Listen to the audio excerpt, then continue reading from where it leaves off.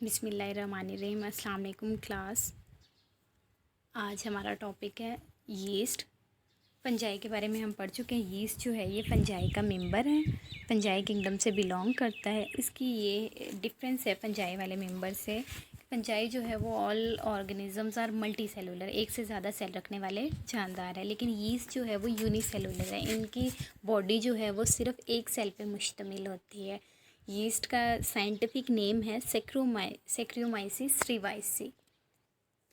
अब यीस्ट की हम टेक्टिस्टिक्स देख लेते हैं। यीस्ट जो है वो यूनिसेलुलर फंगस है, एक सेल रखने वाले फंगस आगे। That has a single nucleus, एक सेल है तो न्यूक्लियस भी इसके अंदर सिंगल ही होगा। Yeast cell are larger than bacteria.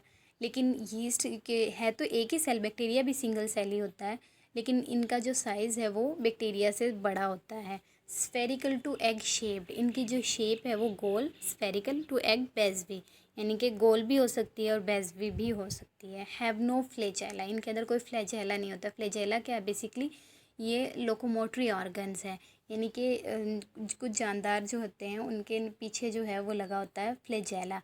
वो इनकी मूवमेंट में हेल्प करता है, यानी कि एक जगह से दूसरी जगह जाने में हेल्प करता है। तो इनके अंदर कोई फ्लैजेला नहीं लगा होता। पोजेस अदर यूकैरियोटिक ऑर्गेनेलीज, इनके अंदर जो हैं इनके सेल्स के अंदर माइटोकॉन्ड्रिया जैसे वो राइबोसोम्स वगैरह, वो सारी ऑर्गेनेलीज हैं वो किस तरह होंगी?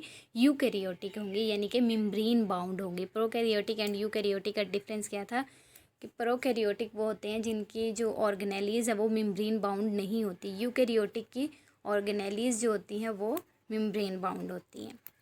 इनका जो साइज़ है वो डिपेंड करता है इनकी स्पीशीज़ पे। जिस टाइप की स्पीशीज़ होगी उसी तरह इनका साइज़ होगा। टिपिकली वो कह रहे हैं कि 3 to 4 माइक्रोमीटर होता है, यानी कि 3 से 4 माइक्रोमीटर आ गया इनका डायमीटर। कुछ डायमीटर में कुछ यीस्ट आगे रीच ओवर 40 माइक्रोमीटर, यानी कि 3 to 4 से लेकर 40 तक इनका साइज़ हो सकता है। इसके बाद क्या है, इम्पोर्टेंस क्या है हमारे पास यीस्ट की, इनके क्या क्या फ़ायदे हैं। सबसे पहले क्या है, इनका फर्मेंटेशन में ही बहुत हेल्प करते हैं। फर्मेंटेशन क्या है? वो केमिकल प्रोसेस है जिसमें हम किसी भी सब्सटेंस को, कोई हमारे पास फूड आ गई या कोई और सब्सटेंस है, उसके अंदर हम इंजाइम्स की डालेंगे या इंजाइम्स की मौजूदगी में उसके अंदर चेंजिंग आ जाए, उस चीज़ को हम कहेंगे ये है फर्मेंटेशन।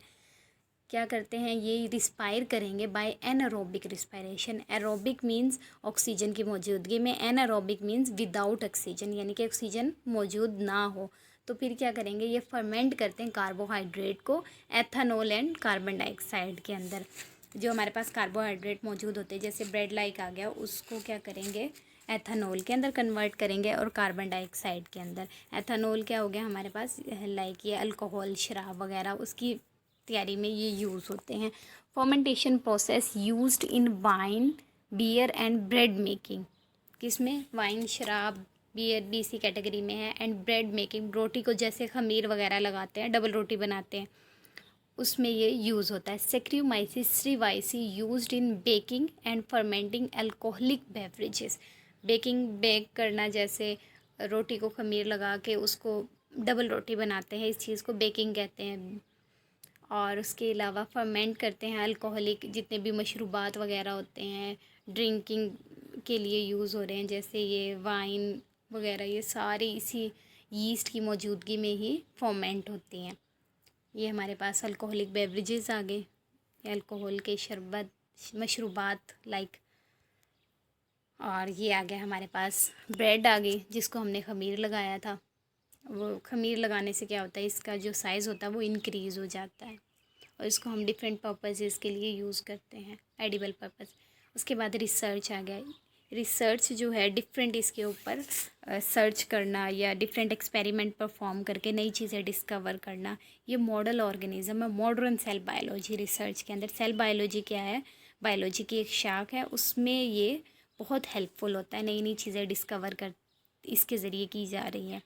कैंडिडा एल्बिकन्स क्या है? एक फंगस है, ऑपर्चुनिस्टिक पैथोजेंस है, यानी कि डिजीज़ कॉज करने वाली जो फंगस है उसको कह रहे हैं कैंडिडा एल्बिकन्स। जैसे आप लोगों ने गौर किया होगा मुंह के अंदर दाने बन जाते हैं जिसको ओरल थ्रेश बोलते हैं, वो भी कैंडिडा एल्बिकन्स की वजह से ही होते हैं। Candida is found in mucus membrane of human की जो म्यूकस मेम्ब्रेन है उसके अंदर प्रेजेंट होते हैं। जैसे मुंह के अंदर हमारे म्यूकस प्रेजेंट होती है ना, वहाँ पे ये अगर ग्रो कर जाएं तो क्या करेंगे, छाले वगैरह बन जाते हैं। And other warm blooded animal, दूसरे ह्यूमन के अंदर भी और जितने वार्म ब्लडेड एनिमल्स हैं उनके अंदर भी ये डिजीज़ कॉज करते हैं। वार्म ब्लडेड और कोल्ड ब्लडेड का क्या डिफरेंस है?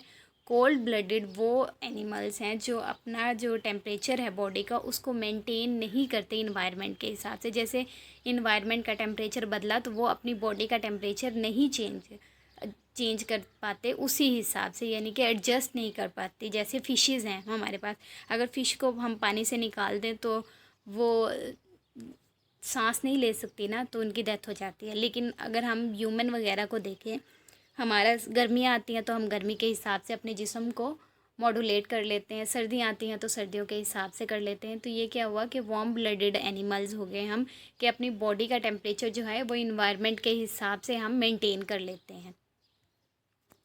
उसके बाद है बायोफ्यूल। इंडस्ट्री में ये हेल्पफुल होते हैं। बायोफ्यूल क्या होता है? कोई भी लिविंग मैटर है, लिविंग मैटर आ गया या प्लांट्स आ गए हमारे पास, या एनिमल डेंडर लाइक जो जानवरों का फसला वगैरह होता है, उससे अगर हम कोई चीज़ जनरेट करें लाइक इलेक्ट्रिसिटी आ गई या गैस, बायोगैस वगैरह जनरेट करें, इस चीज़ को हम कहेंगे ये एज अ बायोफ्यूल यूज़ हो रहे हैं। उसके बाद क्या करते हैं, ये प्रोड्यूस करते हैं एथेनॉल को for biofuel industry. Biofuel industry के लिए एथेनॉल वगैरह की प्रोडक्शन में ये हेल्पफुल होते हैं। उसके बाद आगे स्पॉइलेज ऑफ वाइन, यानी कि जो शराब वगैरह होती हैं उनको ख़राब करते हैं। कौन से करेंगे? अगर ज़ाइगोसैक्रियोमाइसिस, यीस्ट की फर्दर कैटेगरीज़ हैं, फर्दर क्लासेस आ गई, उनमें अगर ज़ाइगोमाइसिस और ब्रेटेनोमाइसिस वगैरह अगर हो जाएं, शराब के अंदर ग्रो कर जाएं, तो उससे क्या होगी, हमारी जो अल्कोहल है वो ख़राब हो जाती है, पीने के काबिल नहीं रहती। उसके बाद है स्पॉइलेज ऑफ फूड, यानी कि फ़ूड को ख़राब करना। अगर पीएच जो है वो लो हो जाए, एसिडिक पीएच हो जाए 5 या उससे कम, या कोई शुगर वगैरह प्रेजेंट हो हमारी खुराक के अंदर, उसको हम छोड़ दें तो उसके अंदर भी फंगस जो है वो ग्रो कर जाती है और उसको ख़राब कर देती है। Organic acid metabolized as carbon sources and spoil food, जितने भी एसिड्स वगैरह हैं अगर वो मेटाबोलाइज्ड हो जाएं तो फिर भी हमारी खुराक जो है वो ख़राब हो जाती है। जब हमारी खुराक ख़राब हो जाए तो हम उसको टेस्ट कैसे करते हैं, यीस्ट की मौजूदगी का? उसके लिए हम यूज़ करते हैं डाई, जिसको कह रहे हैं हम methylene blue die. Methylene blue die जो है उसको यूज़ करेंगे, ड्रॉप डालेंगे, उससे कलर चेंज हो जाएगा, वो हमें उससे हमें पता चलेगा कि इसके अंदर यीस्ट सेल प्रेजेंट है। This was all about yeast.